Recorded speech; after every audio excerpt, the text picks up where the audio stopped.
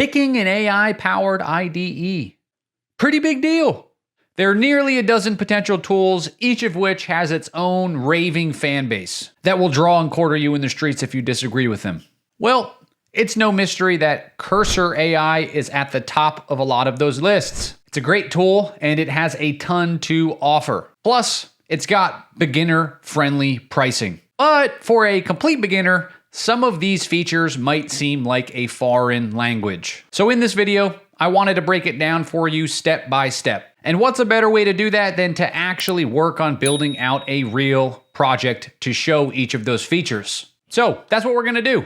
Now, I've been taking our 2 dogs recently to a dog trainer, and he likes to give a lot of homework.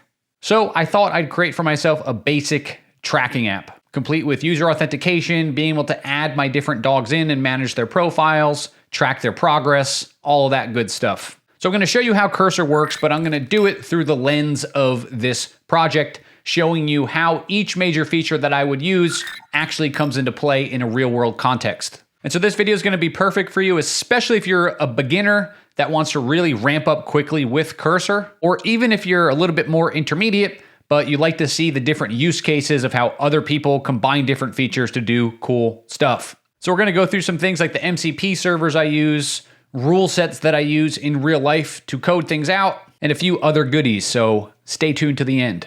Because the difference between those that are gonna ride this wave of AI to the moon and those that are just gonna perpetually sit on a pile of half-finished projects really just comes down to who selects a tool that works for them and takes massive action behind that vision. And so it's very well possible that Cursor might just be that tool for you. And so I want to get you up to speed on it quickly.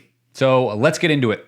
So first things first, let's just talk super quick about the pricing. So they have a pretty nice free plan. If you haven't used it before, you can go download their free plan.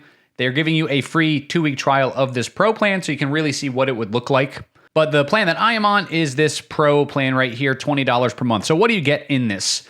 Unlimited completions, 500 requests per month, unlimited slow requests each month, and then you get max mode. So let's talk about what each of these actually is. So really the 3 pieces to really note here are 500 requests per month. And so what these are gonna be, they're gonna be requests using the premium models. And we'll look at that in a second, but there are different types of models that you can use inside of Cursor. And so if you wanna see what those different models are and their relative pricing, you can come into the Cursor doc, so docs.cursor.com/models, and then you're gonna see all of the different models you have access to in the system. But that is what this is referring to. So you get 500 standard requests per month through their premium models. Now, what unlimited slow requests mean is that if you go past this limit, it's not gonna stop you from being able to generate code or use the tool, but it is going to throttle the speed of the responses that you get. So it puts you into a slow pool of requests.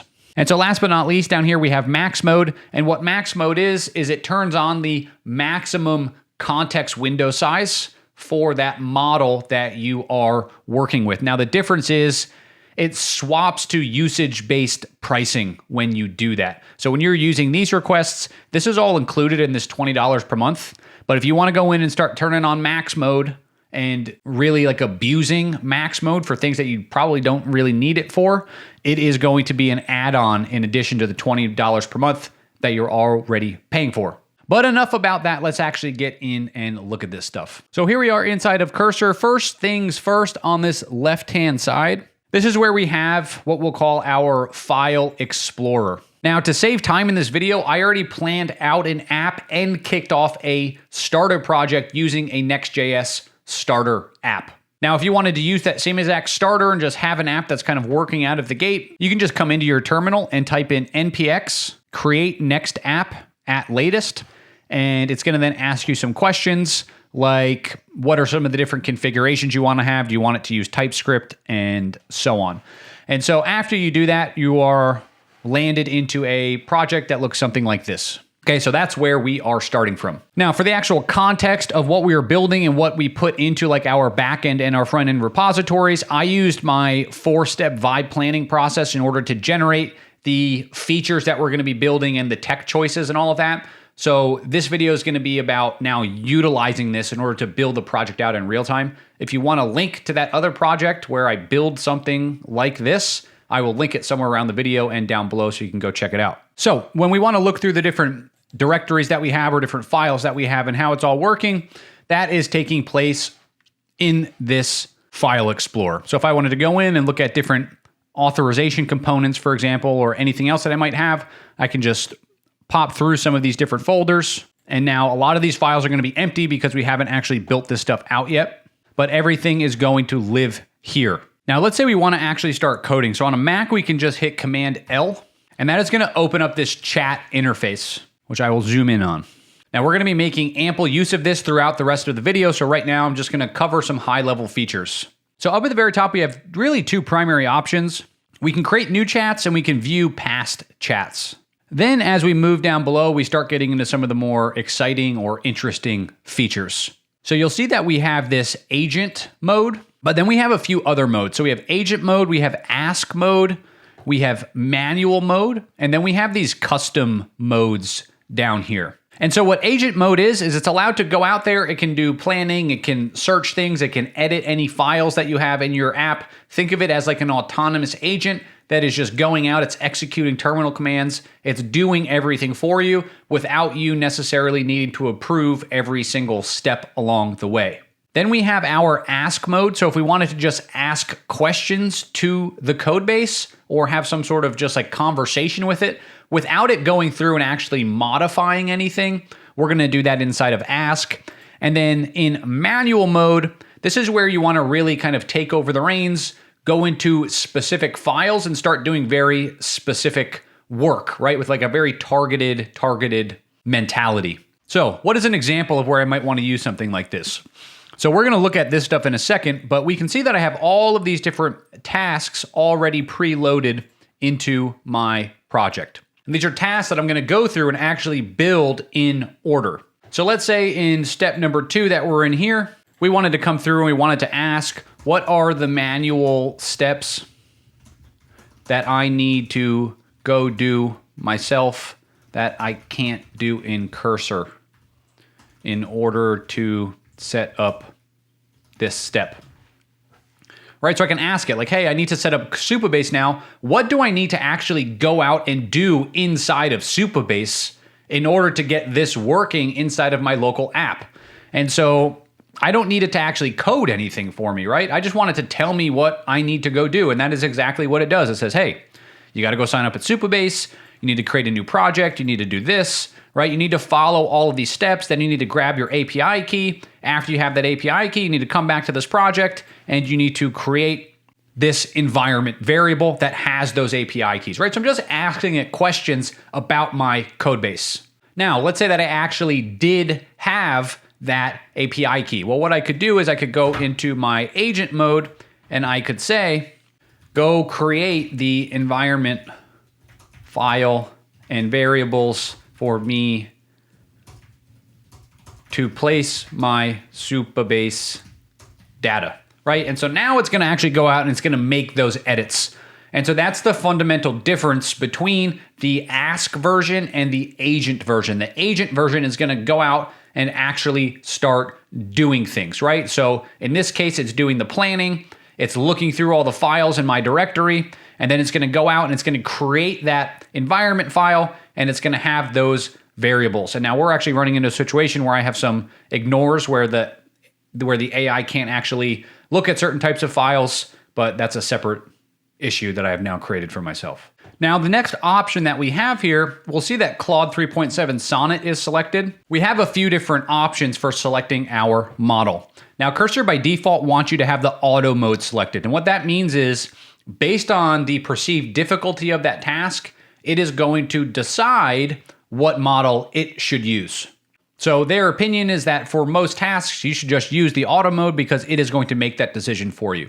Now, if you know that you're going into, for example, a very resource intensive task that needs to be done really well, like a planning task, for example, you can select the max mode, and they're going to specifically force you to enable it because it, again, is usage-based pricing. So really be aware of that. That is usage-based pricing. But again, if we are in our manual mode here, we can choose between the different models that we want to use, right? So I can choose Claude 3.5. And the thing that's nice about Cursor is it's going to tell you what the context window size is and what the relative cost of using this model is. So for example, they're telling me that if I want to use Claude 3.7 Sonnet, the thinking version, it is going to cost me double the requests. Now, for a lot of tasks, that's going to be worth it for me because I need the power to solve those sorts of problems.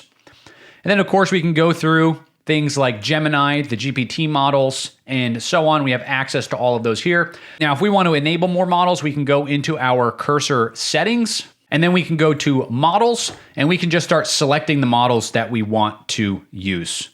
Okay, so maybe you want Grok in here, maybe you want DeepSeek in here. You can come through and select these. And now if I was to pop back over here, DeepSeek is now an option for me. So last thing up on this first kind of chat feature is this option to add context. Now this little @ symbol is going to become one of your best friends because it allows you to select specific added context that will get sent through in the request. We'll get into specific examples of when to do this more when we are actually coding things and needing to pass context through. Then we've got this little image option down here, and this allows us to do exactly that, provide an image as part of our prompt. Now, there's a lot of reasons this could be valuable. 2 concrete use cases that I use this for a lot. Number 1, designing things based on something else I see. If I'm like, hey, can you do this type of thing? Then I will provide that and have it mimic that. But the second option is sometimes when you're trying to visually debug something and it's just not getting what you're trying to describe the problem is, you can actually take a picture of it and upload it. And I think even outside of the context of Cursor, using these language models with their multimodal capabilities is actually a huge win. But enough of the basics, let's actually launch our app. And so one of the things that is really nice about Cursor is we have a built-in terminal. And so when we open that terminal, we can come through and first go into our actual directory, right? Because the way I have structured this app is that I have a front-end directory and a back-end directory. And so I'm gonna launch the front end from the front-end directory. And so I can go into that directory, and in this case with Next.js, I need to run the command npm run dev, and it is going to start up my project and tell me where it's running. So if I was to hop back now to my browser, and I go to localhost 3000, here is my app, right? So it is already up and running. Now, if we come back to that terminal, this is the place where you're gonna get helpful data, especially as you start debugging things.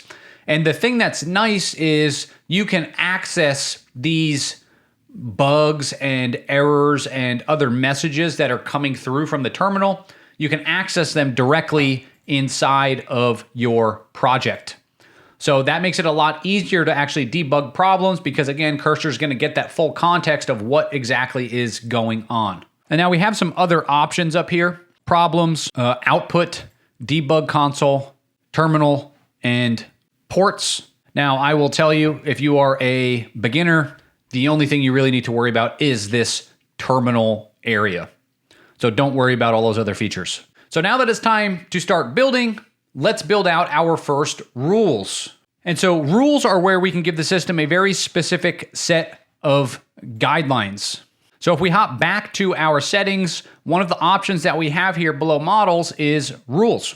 And then as we scroll down, we have this option for project level rules. So these are going to be rules that are specifically scoped to this project. And now again, these are, think of them like guardrails. They are specific guidelines or specific conventions that are going to be passed through in our requests to the language model. So if there's a specific way that we want authentication done, or a specific way that we want state managed in the app, or whatever it might be, and we're working on a piece of our code that actually deals with that, we want to pass those rules through to the system so that it knows how we want it handled. So on a super basic level, having one for the front end, having one for the back end, having one for your authentication. I typically like to have one for my styling of the app. Those are going to all be really valuable rules to have. So let's look at how we can actually set them up. So the way that we create a rule is we come down again into our project rules and we simply select the button to add a new rule. And now I will come through here and just say this is our authentication rules. Now after we do that, it creates a new markdown file inside of this rules directory.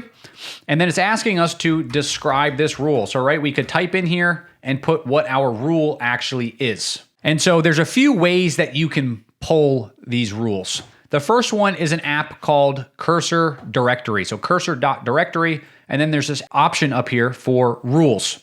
Now, since we are building a Next.js app, we could come through here and we could look at some of the Next.js rules. But since I'm specifically thinking about my authentication, I want to pull rules dealing with Supabase. And so if you go over here to official, there are some rules that are like official rule sets from these companies.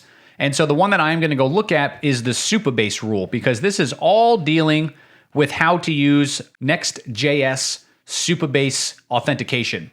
And so all you need to do is come down here and hit copy, come back over into Cursor, and then paste in that rule. Now, the next question you might be asking yourself is, okay, well, how do I trigger this rule though? And so we have a few options. Number one is manual.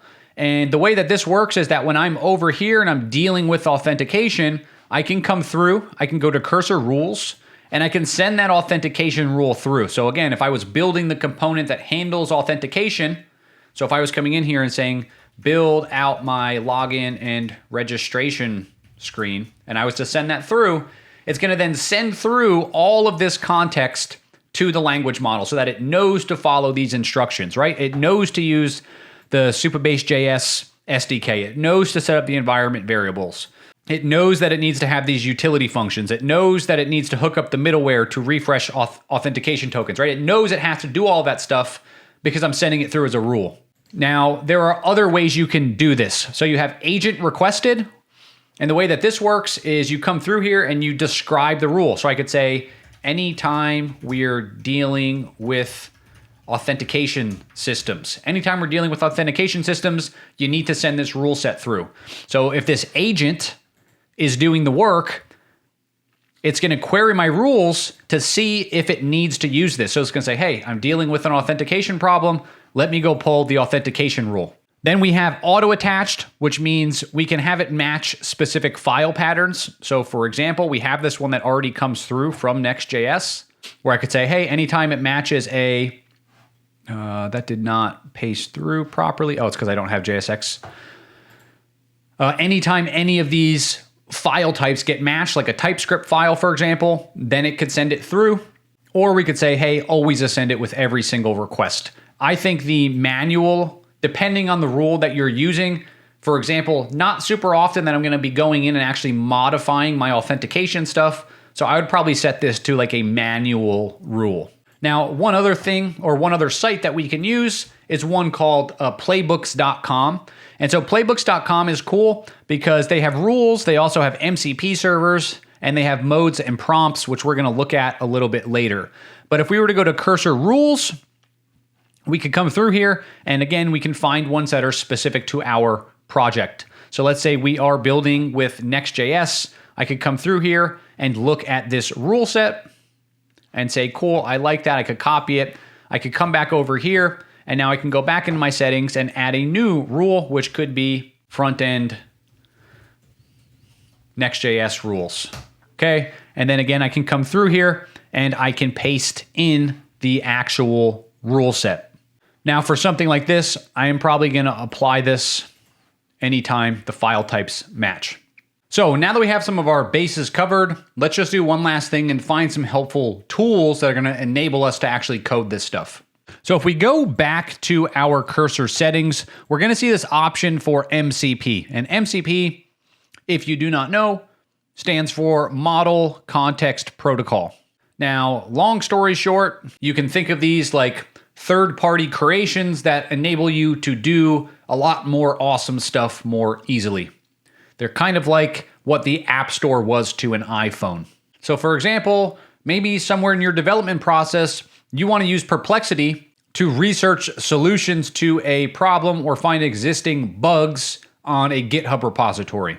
Or maybe you just need more details about the exact use case of a library or security best practices for a technology that you're not really comfortable with. Well, an MCP would enable you to do that. So when we're in our MCP server section and we scroll down, we can see all of the ones that we have installed in this project.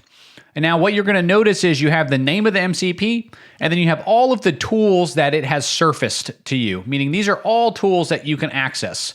And so I have Taskmaster, I have a memory MCP, I have Exa, which I prefer over Perplexity, Context 7 for pulling up-to-date documentation on different tools, and so on. Now, if I wanted to add a new one in, all I need to do is come up here and click this button for Add New Global MCP Server, and then we're going to be brought to a screen that looks like this. And so if you're new, I know that looking at this, it might seem somewhat intimidating because you have no idea what you're staring at, but all this is saying the name of the MCP server, right? Like Taskmaster AI, and then this command that tells Cursor how to install it and turn it on. So it's really pretty straightforward. And so that is what we see for each of these. So we have our Taskmaster, which I can collapse. We have the memory MCP server. We have our Exa AI MCP server, right? And so on. So it's just the name of the server followed by the configuration. And then if you want to add a new one, you just put a comma in and you add the new one in. So let's look at what we need to do in order to actually add one of these in fresh. So one of the MCPs that I wanted to show you guys in this video is from 21st Dev, and it is called Magic MCP. And so when I come into Magic MCP, we have two options here. One, I can run it automatically, which it will handle going through and doing all that, but I want to show you how you can do this manually. And so this is going to be the same way that you configure any MCP. And so for example, if we were to go look at Claude Taskmaster and we scroll down, we can see it's doing the same thing where it is giving us the actual configuration, okay? And so we're just following this process every single time we want to add an MCP. So if we want to install the Magic MCP, I can come through here and copy this. And now the thing that's annoying is I don't actually want this MCP servers piece because I already have a bunch. And so I'm going to strip that out of what I have copied. And now if I pop back in, like I said, all you need to do is go to the very bottom, put another comma, and then paste it in and save. And so now that I have done that, if I go back to my cursor settings and scroll down, we can see that I have my 21st Dev Magic MCP server. And so how are we going to use these? I am going to, in this video, use Taskmaster AI to do the planning of the app. And then I'm going to use 21st Dev Magic MCP to actually design and build some of these components. So if we go back and we look at our project, we basically just have this Next.js app screen sitting here, right? Now this is just the vanilla, it's what comes with it. And they're telling us, hey, if you want to actually edit anything, go to source in the app directory and look at the page.tsx file. And so we can do that. We can go into Cursor and we can look in our front end repository, source, app, page.tsx, and now this is where that home screen is actually rendering. So this is going to be our main hook into the app. Now, as part of my Vibe planning process, which again, I have a video on how to get to this point, not the purpose of this cursor video, we have this feature requirements doc here, right? Where we have the entire technical architecture of this entire app that we have planned. So the tech architecture, the different data models that we're going to need for our dog training app, the different API endpoints that we're going to need, how the front end should be set up, and then the development roadmap. So what does phase 1, phase 2, phase 3, phase 4, phase 5 actually look like? So we have all of that in here. And now what we can do is we can use Claude Taskmaster to help us turn this into something meaningful. And here's how we do it. So we come over into our chat, we can hit add context, and we can type in dog and see the dog training PRD pop up. And we can say initialize Taskmaster into my project. And so what it does is it's going to go through, it's going to turn on Taskmaster, and then we have this option to parse our PRD. And what that means is it's going to take this big PRD file that we have here, and it is going to turn it into a task list, okay? Now we can already see what this task list looks like. because I ran this process earlier in this repository before the video. But I'm letting it go through now and redo the process so that you can see what it looks like. Okay, so that took about a minute, and now that it's gone through, let's see what it did. So it went through, it made sure that our project structure was set up the right way. It generated 25 tasks based on this PRD. So it went through the entire thing and broke down high-level tasks. And then what it did, which I really like about this specific MCP, is it breaks them down into logical dependency chains.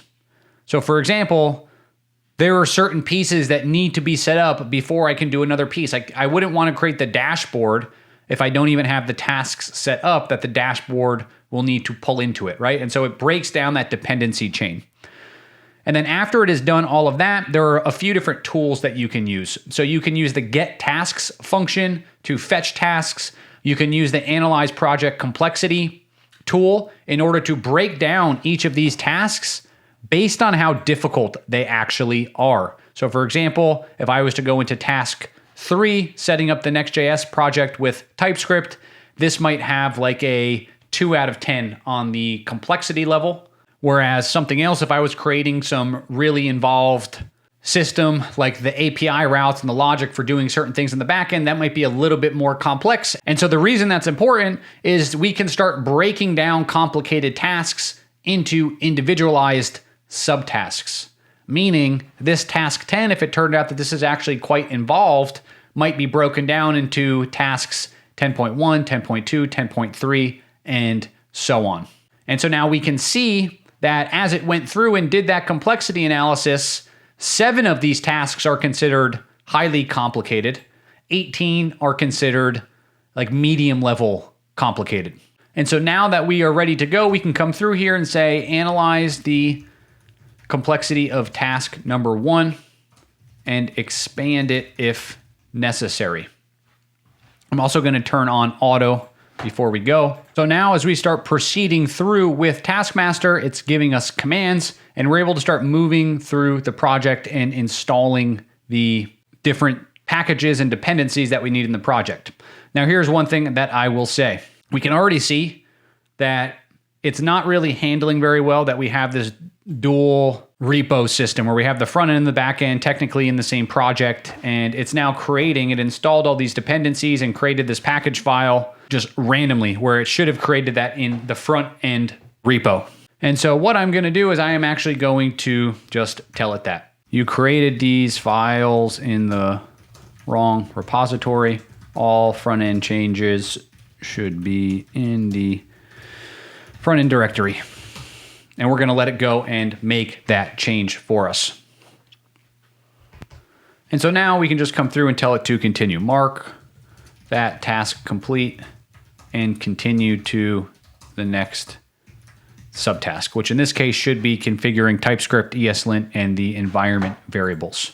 So it's going to use that tool that it has to set the task status. Now, I don't want to make this a video about how to use Claude Taskmaster, but this is generally what a workflow inside of Cursor can actually look like. So now that it is going and it is building these things out for us, we can start looking at and kind of thinking about what it's actually making. So again, if you're new to coding or vibe coding, you're going to see this in nearly every single IDE that you have, where you have this kind of green stuff and you have this red stuff. This represents what is actually changing in any given file that you have. So for example, inside of this git ignore, we can see that it removed this section here and this section. That's why it's red. And then it added in all of these other lines. And now we can see as we're looking through this output that because of that git ignore file that I had in place, the Next.js package tends to block these systems from going into certain types of files. And so I'm having this situation where it's now having to create scripts to create environment files and do all of this stuff. Now it's fine because everything is working, but let's say that it was the case that this is not what I actually wanted for some reason. Like I look at something and I'm like, oh my God, it just started breaking everything. Like what is going on here? This isn't what I wanted. Well, Cursor helps us undo that. And so if we scroll back up to the last message that we had sent before that problem, we see this option to restore a checkpoint. And so if we were to come back here and hit this option to restore checkpoint and then hit continue, it is basically going to undo everything that it had just done. So from here, I'm going to pause for a second. And I'm going to try to just push some of these features through so that we can have an actual UI that we're looking at so that I can show you the rest of the features that I want you to see. All right, guys, so what I'm in the process of doing now, it's probably been like 15, 20 minutes or so since we paused. I'm trying to now create, so I mocked the backend data because I personally don't like to spend the exciting portion of the beginning of a project building like authentication and stuff out. I like to kind of mock front-end data and then build around it. And so what I'm trying to build now is the component that is going to be responsible for like the dog's profile. So I can look at the dog and have stats about the dog and upload photos and do all that type of stuff. And so what I'm using is Magic MCP right now. So this is what the process actually looks like. If you remember back when we were configuring our MCPs, we went through and we installed the Magic MCP. And so what I'm doing now is I've gone through, I'm in my subtasks for task 8. So like the front end actually starts in task 8. So I skipped forward. I've created the profile UI for the user, right? So that'd be like me in this case, which we can see here. Okay, so I could come through and add information about myself and all that. So I have this nice little UI here. And now what I'm in the process of doing is I'm trying to make this profile section for the dogs. And so I'm using Magic MCP to do that. And so we can see here using Taskmaster that subtask 1 of this is done. So if we were to look at like what's the overall thing, we're implementing the profile and dog management UI components. And so it broke it down into a bunch of subtasks and we're just moving through those. So we built the profile component for me. We added some validation logic to those forms. And now we're in the middle of building that component out for the actual dog UI. And so what is it supposed to do? Create components for adding, editing, and displaying dog profiles with mock data. And then what are the details? We're building the form components that have name, breed, age, etc., and just creating that dog profile card. Okay. So that's what we're on right now. And so what I did was I said, hey, I want you to go and do that. Right. So I said, hey, we did subtask 1 and 2, mark them done. But now I want you to use this Magic MCP to design out what this looks like. And so this one is super glitching out, but it has these 2 variants done already. So these are what that would actually look like. And then it just comes down to like, which of these do we think is actually better for this type of card? I personally like this one. I think it's a little bit nicer. And so all I have to do is say, accept that variant. And now it's going to go through and it's going to actually build that out inside of our code base. And so first it's going to go through, it's going to update that subtask, which we'll see move to done here in a second. And then we're ready to move on to the next step. Now I want to explain to you guys like a concrete example of when rules start becoming something you really want to use. And so I'm noticing every time I use this Magic MCP, it goes through, it designs that whole thing we were just looking at. And then when I say, cool, I'm ready to go, move it into my project, it goes through and it keeps trying to reinitiate a Next.js project in my app, right? So it's looking at this root directory we have, and it's not realizing that inside of the front end directory is a Next.js app already. And so this is an example where I would create a rule around that, right? I would create a rule that says like never initiate a new project, because there are chances that if I'm giving you a prompt, I already have that in place. So make sure to check the front end directory before you ever recommend me to create a new project. So that is like one really concrete example of where rule is going to help remove a lot of the headache, because this is starting to get annoying for me. Okay, so this thing went through. There were a few other errors that I had to move through there, just like some smaller things. But now we go in, we see we have our user profile, which I mean, we could make this a lot different, obviously. And then we have our dog profile. And so like I said, I wanted to make it so that I could come through and upload like a photo of my dog. And there we go. So we've gone through, we've made some updates. We can look at our updates. But one thing I always really appreciated about some tools, like Polymet, for example, was one of the first companies I think to really do this. it's now also supported natively in Windsurf, is the ability to actually highlight specific components and send that as context back to cursor. So let me show you an example of what I actually mean by that. And so you'll notice that we have this option down here now that says, what do you want to change? And so if I were to click on this and then I were to come through, you'll notice now that like it is highlighting different pieces of this page. Now, this isn't something that's natively done in Cursor. There's an extension that I've installed that I want to show you in a second. But what we can do is we can come through here. And for example, I don't like how it still shows me that upload button, like after I already have it. Like I don't like this little thing. And so I want to click on this, okay?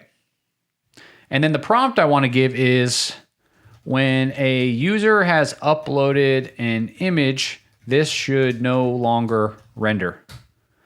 And now you'll notice that what it did was it actually sent that through to my editor.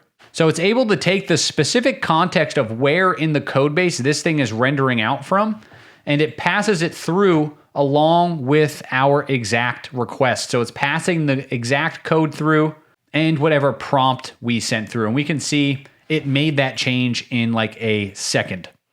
Now, if I was to click on edit, I can come through and I can add some information here. Now, if there's other stuff about this page that I wanted to change, I could follow that same exact process. Now, the way that we do this is with a tool called Stagewise. Now, Stagewise is an extension that you can use inside of Cursor. And so if we were to go to Cursor, up in this corner over here, we click the drop down, there's an option for extensions. And if you click on extensions and then search for Stagewise, it will take you to a plugin that looks like this. All you need to do is come through and install this. And then after you've installed it, you come through and you type Command-Shift-P, and then you type in Setup Tool, just like they're saying we should do right here. And then you execute this, and it is going to take over everything it needs to do from there to install this thing into your project. Now, something that we've been making a lot of use of is the context. So we've been using this a lot to specifically pass in files, right? You'll notice that when we made that command earlier to update our profile, right, that dog profile card, what this plugin actually did was it added that as context to the system. So it went through, it knew what file that lived in, it picked out that specific file, the dog profile card, and then it passed through some of the specific code and said, hey, we need to resolve this, right? And so instead of me just going in and saying, hey, on my page in the middle, there's this thing that is showing up in front of the dog's face and I want it removed, it might go out and do something wild that you didn't want it to actually do, right?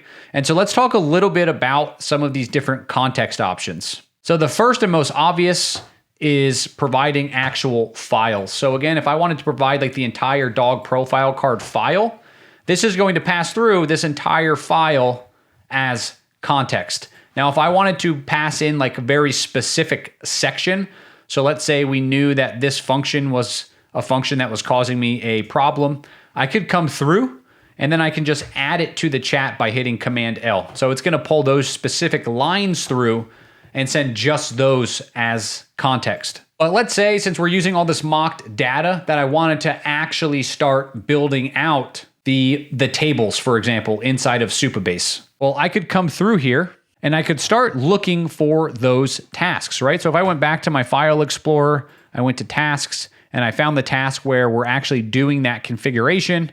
Okay, it looks like in step 1 is where we set up the Supabase project. Here we go. And we have all of these different tables that need to be created. So I could come through and I could say task 1, and I could add that through. But then what other options do I have? I can add in, for example, public documentation. So for example, I could come in here and search for Supabase, which they don't have. I could come through though and add that in if I wanted to as documentation so that it pulls those docs into the context that I have. I could pull in specific information from Git, right from the Git history of this project to see other changes that I've made and things that have happened. I can pull in past chats. Maybe I did something in another conversation that I'm realizing is going to impact this issue I'm having now. I can pull in that past chat into this context, right? So for example, earlier I went through and I actually ran a command to create all of these tables inside of Supabase.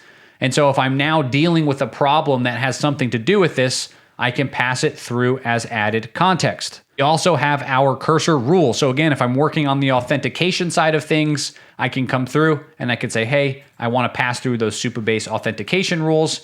And now I have a very, very specific set of context that I'm going to pass through with this request.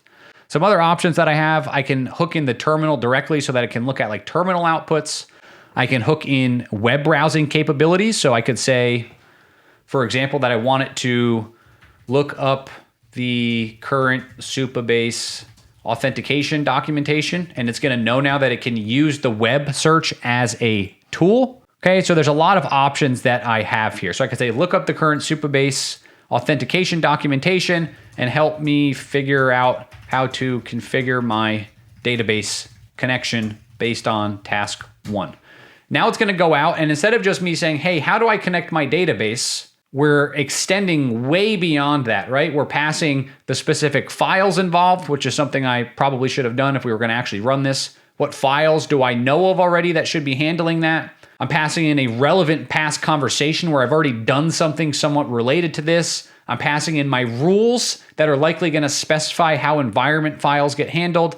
I'm giving it all of that stuff so that it doesn't go out and do some random shit that I wasn't expecting for it to do, and then everything's broken and I don't know what's going on. And so you will remember, based on the rules that we talked about earlier when we were configuring our rules, that there was a specific set of steps it had to go through, right? It had to create the variables, it had to create the client utilities, and it needed to configure the auth refresh. And so it's going through now and it knows it needs to do that. And so it is going through and it is completing all of those steps. Right here it is, creating the middleware, doing everything that it needs to do.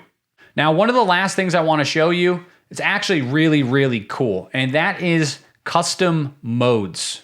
So what a custom mode is it allows us to tell the agent how it is specifically meant to behave.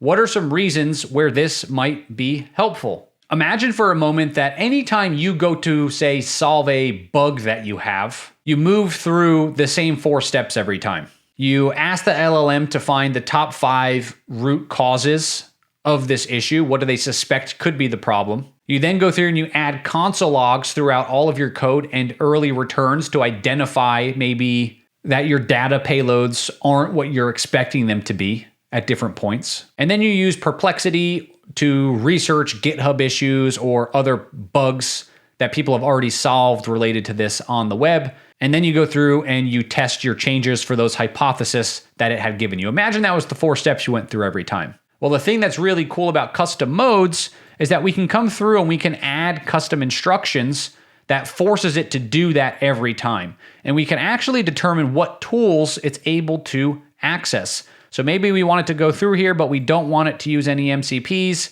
We don't actually want it to run any console or terminal commands directly, but we'll allow it to search the web and edit files. All we need to do then is to come through and specify what those debugging instructions are. So if I was to come through here and name this thing debugging, another thing we could do now, going back over here to our Playbooks website, they have an option for modes. And so if we go into modes, we can see pre-configured prompts that other people have already made that we can just plug in to these custom instructions.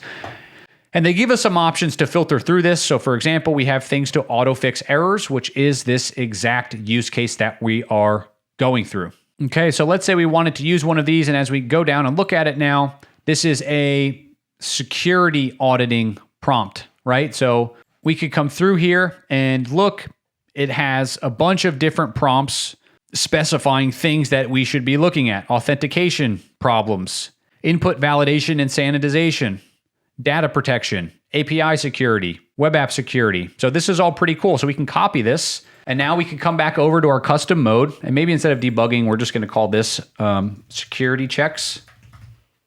We go down to our advanced options. We put that prompt in there, okay? We say done. And now we have this custom agent that will run security checks for our project. So I could say, go look at my authentication plan in tasks 1 to 4 and let me know what security considerations should be made. So now it's going to go through, it's going to use that custom prompt. It's going to know that it needs to look at data protection and sanitizing inputs and all of that type of stuff. And it's going to help us build a plan that actually takes those security recommendations into account. Here's another example of where you might use something like that. Maybe once we're really in like the development process and we're moving from task to task, we have a set process that we follow in order to build the next thing. So maybe you want to check the status of the next task in Taskmaster. We want to reference our system memory to see what our style guide is that should be followed for the front end. If necessary, we want to automatically expand the Claude Taskmaster task. Then we want to go into 21st Dev and actually build the components. And then we want to start making edits and actually building things. Again, we can build a custom mode that follows that specific process. So I think the thing that's really cool, especially custom modes, really emphasizes this. A lot of these features are cool by themselves, but when you start layering them on top of each other, it starts to become a powerhouse type of scenario, right? Custom modes is a good example of that because now we can give a series of steps to solve specific problems or specific things we need to do. And within those steps, we can now start integrating things like MCPs, which have their own series of steps. And next thing you know, we can automate entire workflows doing really, really robust things in order to build stuff that's cool. So all that being said, let's summarize what we just went through. First things first, the pricing, pretty competitive for what you get. Second, if we want to see what's in our project and what's going on and what things we're making and where things live, we use this file explorer to jump in, check out our different files, and start chatting with them. The way that we kick off that chat is pretty simple. We can highlight specific pieces of code or even entire files and hit Command L. And what that's going to do is it's going to pop open this new chat. Once we're inside of that chat, we have a few different options. We can go look at a previous chat we had. We can create a new chat entirely. And then we can choose, what do we really want to do here? Do we want to just go balls to the wall and let the agent do everything? And if we do, what model do we want to do it with? Do we want to do it on auto mode? Do we want to just use a specific model that we like to use? Sky's the limit. It is our choice. Once we've got all of our project basics set up, we can go through, we can launch our terminal, and we can use this in order to actually launch our app. But honestly, before we start really building anything out, we want to make sure we have project rules in place. The reason we want those rules in place is so that, for example, when we go to build an authentication system or we start building really big apps, we know how to handle specific things. We know how to handle payment processing. We know how to handle authentication, analytics, our front-end components, our back-end components, how we interact with vector databases, how we start doing all of the different things we want to do and making sure it's done consistently the same way each time. After we have that set up and we know which way we're going, we have these MCPs. We have this huge ecosystem of apps that we can integrate directly into our process. Taskmaster AI is one that I personally use a lot, but there are so many MCPs that do so many different things. Once we have all of those things in place, we can get in there and we can start actually writing code, right? And it shows us all of the changes that are taking place. We can even see those changes very clearly inside of our chats. So if we wanted to see, hey, what happened when I needed to create my navigation file, for example, I can see all of the changes that were made. Again, the green's going to show me what's new. The red's going to show me what changed. And if for some reason I messed it up, that's okay. I have this restore checkpoint option where I can always revert back to a point in time where things were actually working. Then if we want to really take things up a notch, we have this option to use Stagewise where we can come through and we can pick specific components off the page and send them through as added context in order to fix problems. And on the topic of context, managing your context is really going to become your best friend. You should be thinking through every time you go to make a change, what am I passing through to the system to maximize the context of the language model?